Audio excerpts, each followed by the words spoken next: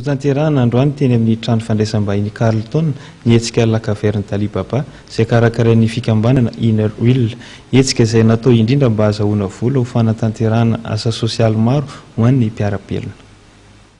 Efa fanaon'ny Inner Wheel isan-taona ny hetsika lakaverne Dalibaba izay fitadiavam-bolan'ny fikambanana entina hanampiana ireo mpiara-belona indrindra ireo fianakaviana sahirana.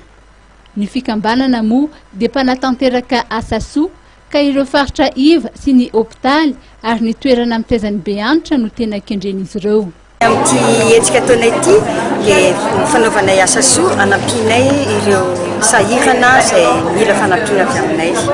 Ohatra amin'izany izao misy fianarana kely atao hoe association fanefy. Karazana crèche izy io fa efa misy ankizy lehibe ihany ao anatiny dia mila kojakoja-pianarana izy, mila boky dia mividy izay zany atekinay aminy. Misy ao amin'ny foyer de vie io dia fanaovanay manao asa soa isam-bolana izay manatitra sakafo an'ireo be antitra ao. Dia amin'izao fotoana izao dia ny tena ataonay dia ny maternité de Filatanana.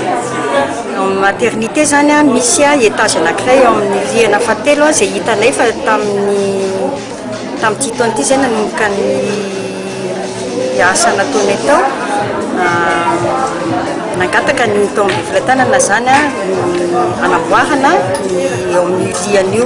Dia zahay tato amin'ny Inner Wheel Antananarivo no nandoko nanolo ny fitaovam-pidiovana, nanolo kidoro, nandoko zany nanadio tao amin'ny toeran'io.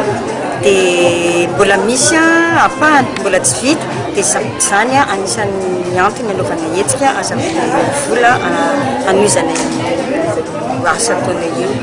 Dia etsy an-dany moa zany tsy ny hôpitaly tsy le maternité ihany nampiana fa ny olona izay miteraka kokoa dia amenay fanampiana ihany koa. Mpandray anjara maro no nanana tolotra samihafa naroso ho an'ireo mpitsitiky ny hetsika lakaverne Dalibaba. Hita teny an-toerana ny lamba fitafy isan-karazany, ny firavaka, ny haingon-trano, ny fanaka, ny sakafo raha tsy laza afa-tsy ireo.